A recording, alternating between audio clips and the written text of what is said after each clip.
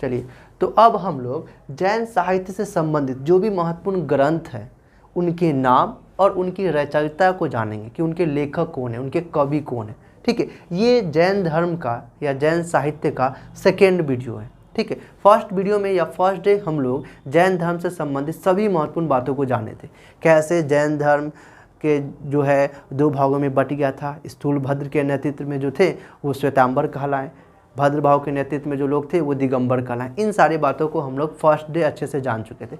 फिर उसके बाद उससे संबंधित सभी महत्वपूर्ण जो ग्रंथ है उसके बारे में जान लिए थे, है कि नहीं। आगम के बारे में जाने थे कि आगम क्या है, इसका जन्म कहाँ हुआ। ठीक है, आज हम लोग आगम में जो 46 संख्या है या आगम के अंदर जो 46 ग्रंथ हैं, इन 46 ग्रंथ को आगम कहा जाता है। तो इस 46 ग्रंथ के नाम जान लेंगे, है ना, कौन कौन है, उससे हम लोग को क्या क्या जानकारी मिली। ठीक है, फिर उसके बाद हम लोग जानेंगे कि जैन साहित्य से मतलब जैन धर्म से संबंधित जो महत्वपूर्ण जो पुस्तक है या कह सकते ग्रंथ हैं उसके नाम और उसके लेखक के नाम, और उस ग्रंथ से या पुस्तक से हमको क्या जानकारी हुई है इसको जानेंगे। ठीक है, चलिए, तो आप लोग सबसे पहले क्या कीजिएगा कि जैन साहित्य का पहला वीडियो अच्छे से देख लीजिएगा। ठीक है, ये सेकेंड वीडियो है, तो इसमें सिर्फ आज आगम की चर्चा होगी।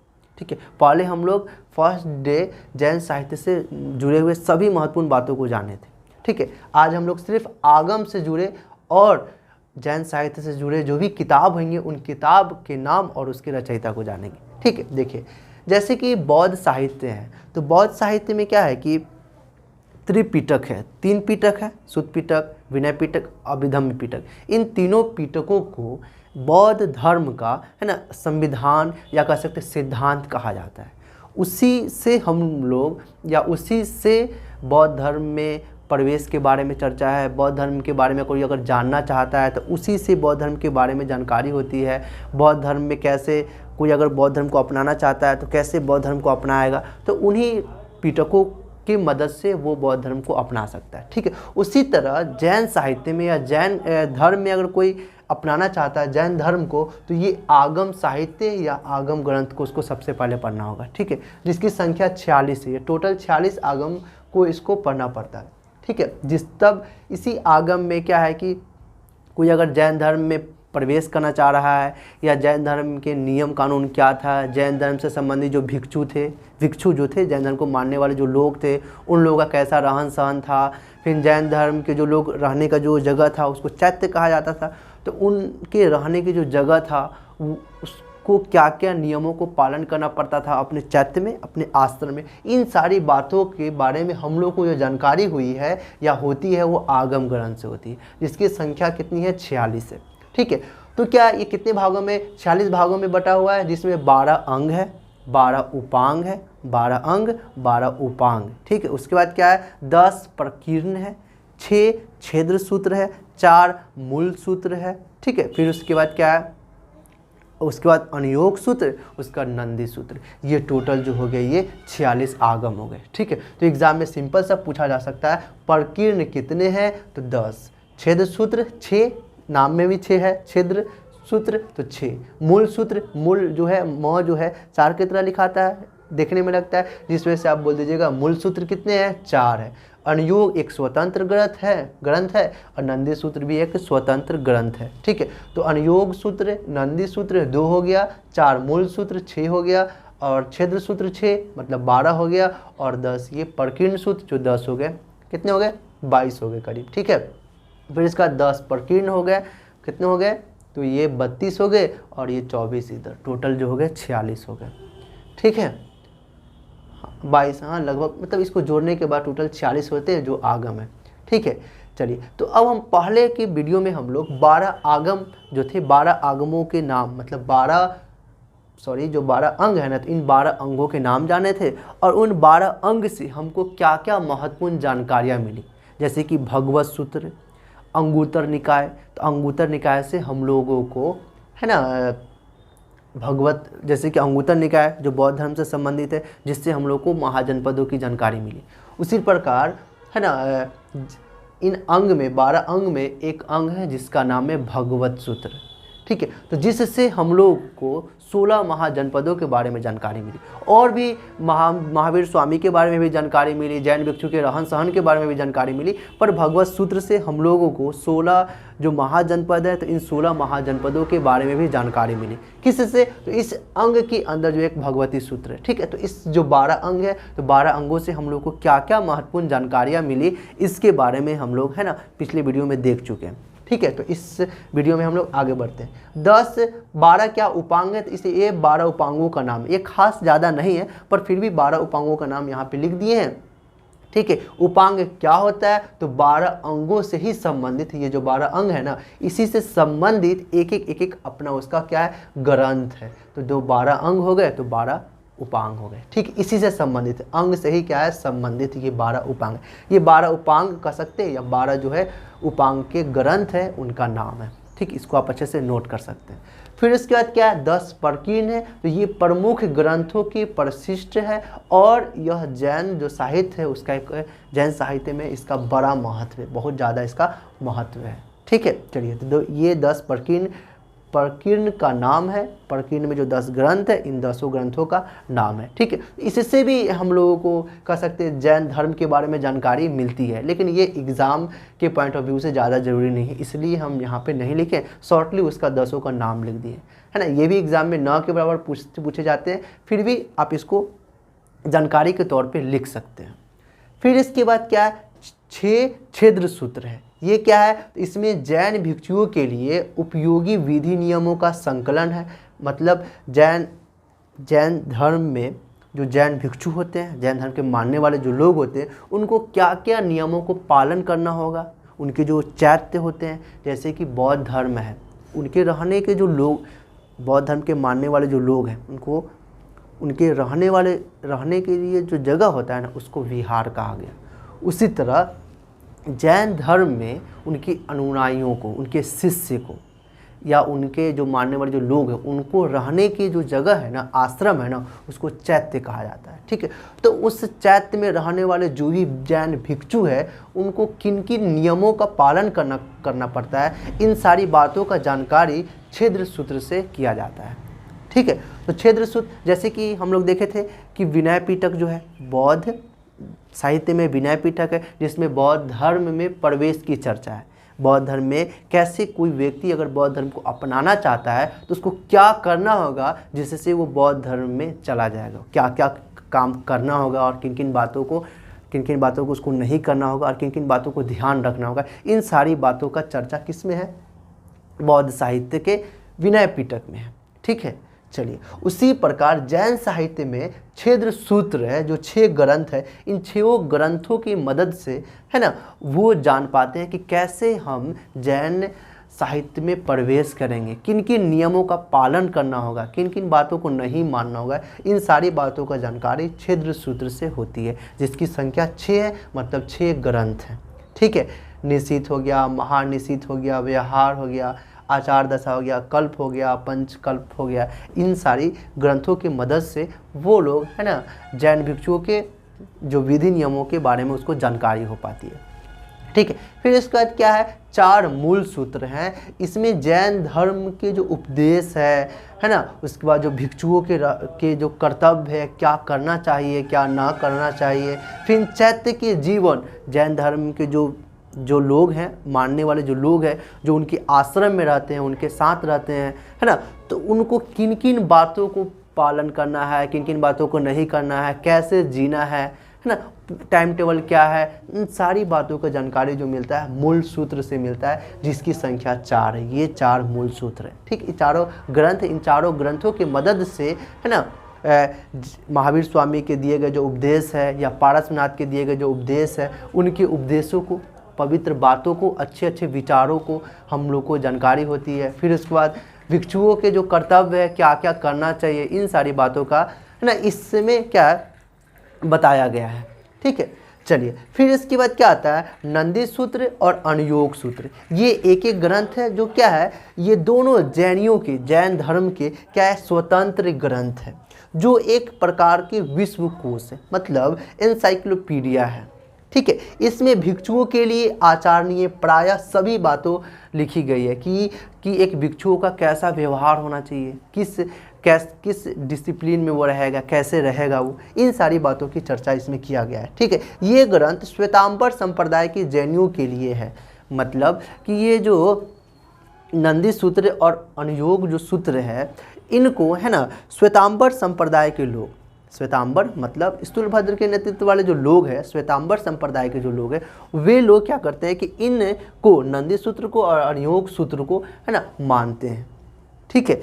पर दिगंबर संप्रदाय के जो लोग हैं, जैन धर्म दो भागों में बट गया था ना, एक जो नग्न मतलब कह सकते हैं कपड़ा नहीं पहनते थे जिसको दिगंबर कहा गया, और एक जो थे उजला कपड़ा पहनते थे जो पारसनाथ के मानने वाले जो थे जिसको श्वेतांबर कहा गया, है ना। तो दिगंबर श्वेतांबर, तो इस कह सकते हैं नंदी सूत्र और अनुयोग सूत्र को, या कह सकते हैं पूरे आगम को, है ना, मेनली कहा जाए तो इस दोनों को, नंदी सूत्र को और अनुयोग को। ठीक है। क्या होता है कि ये दिगंबर वाले इसकी स्वीकार्यता को, या कह सकते हैं इसकी है ना प्रमाणिता को, है ना, कह सकते हैं वो लोग नहीं मानते, नहीं स्वीकार करते। वो बोलते कि ये कुछ नहीं है, वो लोग इसको नहीं मानते। ठीक है। इसको सिर्फ श्वेतांबर वाले लोग इसको मानते हैं या इसको अपनाते हैं। ठीक है। दिगंबर वाले इसको नहीं अपनाते, तो इसकी है ना प्रमाणिकता को स्वीकार नहीं करते। कौन? दिगंबर वाले लोग। ठीक है। चलिए, तो ये जो हो गए आगम हो गए, जिसको सिद्धांत कहा जाता है जैन धर्म का। जैन धर्म का टोटल ये है ना 46 सिद्धांत है, 46 अलग अलग ग्रंथ। इन 46 ग्रंथ से अलग अलग जानकारियाँ होती है। किससे? जैन, किसके बारे में? तो जैन धर्म के बारे में। ठीक है। अगर कोई जैन धर्म के बारे में या जैन धर्म को अपनाना चाहता है या जैन धर्म के बारे में एकदम गहराई से जानना चाहता है, तो इनकी अलग अलग जो ग्रंथ है उनको कहीं से वो प्राप्त करेंगे, है ना, और अच्छे से वो इसके बारे में जानकारी हासिल करेंगे। पर एग्जाम के लिए या एक नॉलेज के लिए जान लीजिए कि 46 जो होते हैं वो आगम ग्रंथ होते हैं, या आगमों की संख्या होती है जो इस प्रकार है। ठीक है। कहाँ कहाँ से क्या क्या जानकारी होती है इसके बारे में बताया गया है। ठीक है। लेकिन गहराई से 12 अंगों के नाम लिख के और उन 12 अंगों से क्या क्या बातें बताई गई है जैन धर्म से संबंधित, उसको हम लोग पहले वीडियो में देख चुके हैं। ठीक है। इसलिए इसमें हम चर्चा नहीं करेंगे। अब हम लोग ये जो है बहुत ज़्यादा महत्वपूर्ण है, इससे एग्ज़ाम में सवाल हर हाल में आते हैं। ठीक है। प्राचीन भारतीय इतिहास से अगर सवाल पूछे जाएंगे है ना, तो यहाँ से जरूर एग्ज़ाम में सवाल आएगा। ठीक है। तो क्या है, पहला ये क्या है, तो जैन धर्म से संबंधित ग्रंथ है और उसके कवि। ठीक है।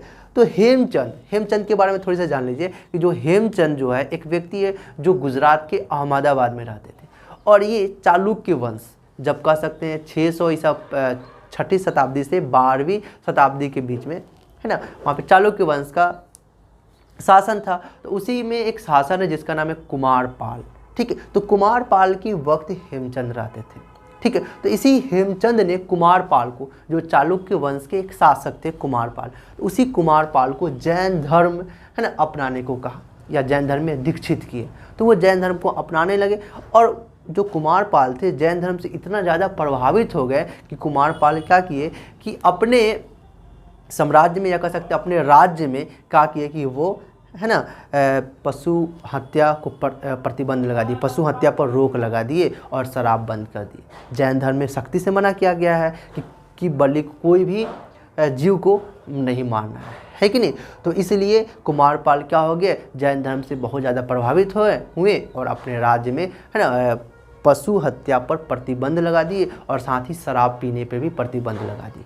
ठीक है। फिर उसके बाद कुमारपाल के बाद है ना, कुमारपाल के बाद आए जयसिंह सिद्धराज। ठीक है। ये इसके बाद उत्तराधिकारी कर सकते हैं, ये गद्दी पे आए। तो इनके समय में कुमारपाल बहुत सारे पुस्तकों की, या कह सकते हैं है ना ग्रंथों की रचना की। कौन कौन ग्रंथ है, तो कुमारपाल चरित्र है, देसी नाम माला कोश है, हेमचंद्र शब्दानुशासन है ना, प्राकृत नानुशासन है, छंदोनुशासन है ना, उसके बाद त्रिशिष्ट साला का पुरुष चरित्र है। इन सभी और भी पुस्तक है, जैसे कि परिशिष्ट पर्वन पुस्तक जो है, इन सारे पुस्तकों की रचना हेमचंद ने की है। फिर उसके बाद कौन पुस्तक है, तो क्या नाम है, अधिमान चिंतामणि नामक एक पुस्तक है, तो इसकी भी रचना किसने की है, हेमचंद ने की है। ठीक है। तो एग्जाम में सवाल सिंपल सा पूछा जा सकता है कि कुमारपाल चरित्र नामक ग्रंथ की रचना किसने की है, तो बता दीजिएगा हेमचंद ने की है। और हेमचंद के बारे में थोड़ी सी महत्वपूर्ण जो बात थी वो भी जान लिए कि ये क्या किए, तो कुमारपाल को जैन धर्म में दीक्षित किए, मतलब जैन धर्म अपनाने को कहा। जैन धर्म के बारे में पूरी बात बताए होंगे कि ये है, उनको अच्छा लगा होगा तो वो जैन धर्म को अपना लिए, है ना। तो कह सकते हैं हेमचंद ने कुमारपाल को जैन धर्म में दीक्षित किए। ठीक है, तो ये सारी बात आपको समझ में आ गई होगी कि कुमारपाल चरित्र, देसी नाम, माला कोश, इन सारे जो पुस्तक है, ये सारे पुस्तक के जो लेखक है हेमचंद है। ठीक है, ये समझ में अच्छी तरह से आ गई। उसके बाद परिशिष्ट जो पर्वन जो नामक जो पुस्तक है जिसके लेखक हेमचंद है। ठीक है, चलिए, तो ये अच्छी से समझ में आ गई होगी। ठीक है, फिर उसके बाद क्या था, अधिमान चिंतामणि नामक पुस्तक, जो यहाँ पे लिखना भूल गए, अधिमान चिंतामणि नामक पुस्तक और परिशिष्ट पर्वन नामक पुस्तक के लेखक कौन है, हेमचंद है। और ये भी पुस्तक के लेखक कौन है, हेमचंद है। फिर इसके बाद क्या है, देवसेन है। देवसेन एक व्यक्ति है जिन्होंने श्राव काचार नामक पुस्तक लिखी, लघु नय चक्र पुस्तक लिखी, दर्शन सार नामक पुस्तक की रचना की। तो एग्जाम में सवाल पूछा जा सकता है कि दर्शन सार जो पुस्तक है किस धर्म से संबंधित है, तो आप बता दीजिएगा जैन साहित्य या जैन धर्म से संबंधित है। इसकी रचनाकार कौन है, किस कवि ने इसको लिखा है, तो देवसेन ने लिखा है। ठीक है, फिर इसके बाद शालिभद्र सूरी है, शायद विजुअल हो रहा होगा, है ना। तो शालिभद्र सूरी एक कह सकते कवि है जिन्होंने भारतेश्वर बाहुबली रस नामक पुस्तक की रचना की। फिर उसके बाद है ना बुद्धवी रास नामक पुस्तक की रचना की। और एक और पुस्तक है पंच पांडव चरित रास नामक पुस्तक की रचना किसने की, शालिभद्र सूरी ने। तो महत्वपूर्ण 3 पुस्तकों की रचना शालिभद्र सूरी ने की है। ठीक, इन तीनों पुस्तक का नाम यहाँ पे लिखा हुआ है जो आपको शायद विजुअल हो रहा होगा। फिर इसके बाद विनय चंद्र सूरी है। ठीक है, ये शायद नहीं दिख रहा होगा लेकिन सुन लीजिए, विनय चंद्र सूरी जो है ये एक कवि है जिनकी पुस्तकों का नाम है चंदन बाला रास, चंदन बाला रास। फिर उसके बाद इसी विनय चंद्र सूरी जो है उनकी पुस्तक का नाम है जीव दया रास। ठीक है, तो यहाँ पे हम लिख देते हैं विनय चंद्र सूरी।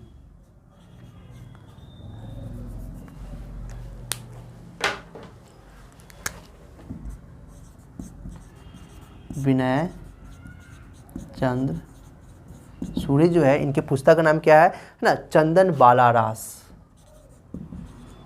चंदन बाला रास। और एक और इनका पुस्तक है जीव दया रास। ठीक है, एक और पुस्तक है जीव दया रास। ठीक है, तो एग्जाम में पूछा जा सकता है जीव दया रास नामक पुस्तक के लेखक कौन है, तो विनय चंद्र सूरी।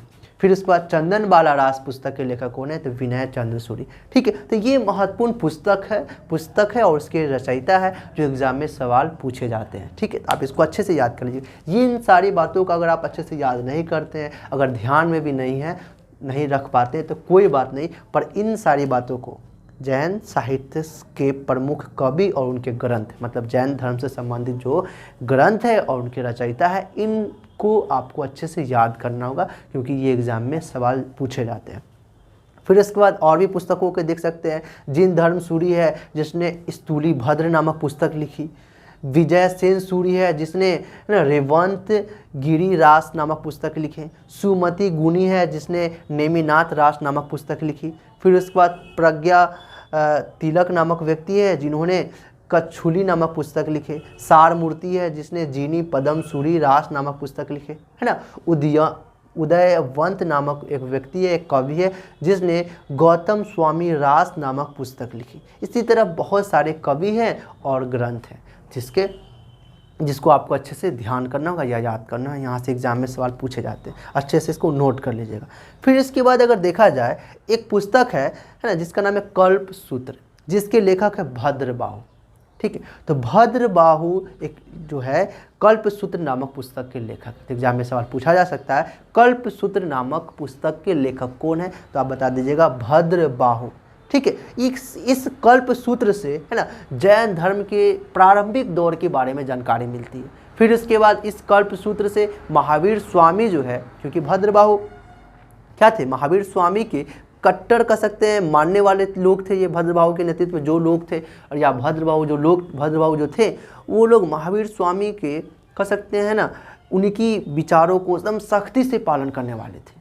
है कि कट्टर ये लोग कह सकते हैं, नए विचारधारा वाले ये लोग नहीं थे। लेकिन पारसनाथ जो कह सकते हैं श्वेतांबर जो लोग थे, स्थूलभद्र के नेतृत्व वाले जो लोग थे, वो लोग है ना पारसनाथ के मानने वाले लोग थे, नए विचारधाराओं वाले लोग थे। नए नए परिवर्तन के हिसाब से जो उनको लग रहा था कि ये बात है ना चेंज करना होगा, बदलना होगा, बदलाव करना होगा, तो वो अपने धर्म के साहित्य में बदलाव करते थे, जोड़ते थे, ताकि एक बदलाव के हिसाब से सारा कुछ में परिवर्तन होता है ना। तो वो नए विचारधारा वाले थे, उदारवादी थे। लेकिन भद्रबाहु थे, क्या थे ये, है ना, ये लोग कह सकते हैं रूढ़िवादी कहा जा सकता है, या कहा जा सकता है ये लोग एकदम महावीर स्वामी के ना बातों को एकदम सख्ती से पालन करने वाले लोग थे।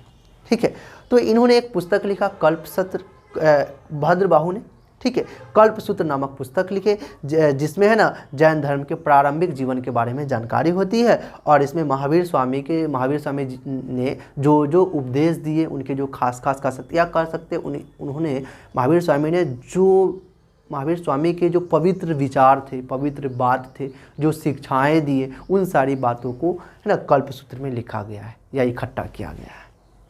ठीक है, एक और पुस्तक जिसका नाम है ना, जिसका कहा जा सकता है नाम है भद्रबाहु चरित्र, जिसके लेखक का नाम है रत्ननंदी। ठीक है, जिसमें मौर्य काल के बारे में हम लोग को जानकारी मिलती है। तो ये महत्वपूर्ण पुस्तक थे। ठीक है, एक और पुस्तक का नाम है पट्टावलिया, जिसमें जैन धर्म जो है इसमें टोटल 24 तीर्थंकर है, मतलब कह सकते हैं 24 गुरु है जो जैन धर्म को प्रचार प्रसार किए, जैन धर्म के बारे में सबको बताएं, है ना, कि जैन धर्म सबको, मतलब जैन धर्म के बारे में सारी बातों के बारे में, या कह सकते हैं जैन धर्म के जो गुरु हैं, है ना, वो टोटल 24 है। ठीक है, तो इस 24 गुरु या 24 तीर्थंकर के बारे में पूरी जानकारी जो होती है पट्टावलिया नामक ग्रंथ से हम लोगों को मिलती है, या कह सकते हैं उसमें लिखा गया है। तो इन 24 तीर्थंकरों की जीवनी जो है वो पट्टावलिया नामक ग्रंथ में है। ठीक है, तो उम्मीद करते ये सारा आपको जैन साहित्य और जैन साहित्य से संबंधित जो पुस्तक है कह सकते हैं और उसके जो लेखक है इसके बारे में हम लोग जाने। आज मेनली आगम के बारे में जाने और जैन साहित्य के प्रमुख कवि और उसके ग्रंथ के बारे में जाने। ठीक है, नेक्स्ट डे हम लोग है ना गैर धार्मिक साहित्य को बहुत ही अच्छे से देखेंगे। आज हम लोग 2 वीडियो के माध्यम से जैन साहित्य को अच्छे से देख ली। उससे पहले हम लोग बौद्ध साहित्य को देखे थे, और फिर बौद्ध साहित्य से भी पहले हम लोगों को किसको देखे थे, तो ब्राह्मण साहित्य को देखे थे 2 वीडियो के माध्यम से एकदम गहराई से।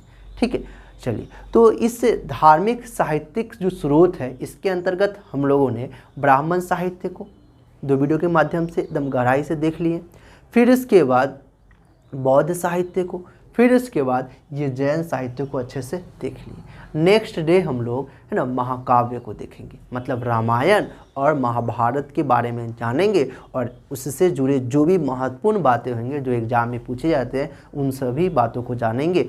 फिर उसके बाद हम लोग गैर धार्मिक साहित्यिक स्रोत, मतलब ऐसा ग्रंथ जिसको किसी भी धर्म से संबंधित नहीं होता है, वहाँ के राजा महाराजा के राजा है ना, वहाँ के वंश शासक के बारे में जानकारी मिलती है। फिर वहाँ के शासन प्रशासन, राजनीतिक स्थिति, धार्मिक स्थिति, उसके बाद कह सकते हैं आर्थिक स्थिति, उद्योग धंधा, इन सारी बातों के बारे में हम लोग को जानकारी होती है। इसको हम लोग नेक्स्ट वीडियो में देख लेंगे। ठीक है, चलिए आगे आने वाले वीडियो में देख लेंगे। तो उम्मीद करते हैं ये सारा आपको अच्छा लगा होगा। इसी तरह हमसे गहराई में डीप से स्टडी करने के लिए हमारे चैनल से जुड़ के हमारे चैनल को सब्सक्राइब कर सकते हैं और हमसे जुड़ सकते हैं। ठीक है, जुड़ रहिए, है ना। रोज़ क्लास में पढ़ाई होती है तो रोज़ आप लोग को भी वीडियो अपलोड कर दी जाएगी। हाँ, कभी कभी देर होती है वो अलग बात है, लेकिन अपलोड कर दी जाती है ना। ये तो उम्मीद करते हैं सारा अच्छा लगा होगा। अब हम लोग नेक्स्ट वीडियो में मिलेंगे। Thank you so much for watching this video.